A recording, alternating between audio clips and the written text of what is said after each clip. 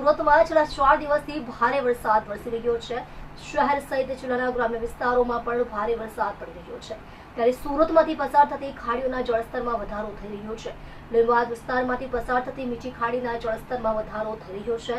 હાલ ભયજનક સપાટીએ વહેતી ખાડીમાં વધારે વરસાદ પડે તો સ્થિતિ વિકટ થઈ શકે તેમ છે। વધારે વરસાદ ઉપરવાસમાંથી પાણી વધુ આવે, ખાડી કિનારાના નીચાણવાળા વિસ્તારોમાં પાણી ભરાવાની સ્થિતિ સર્જાઈ શકે તેમ હોવાથી સ્થાનિકોમાં ભયનો માહોલ જોવા મળી રહ્યો છે।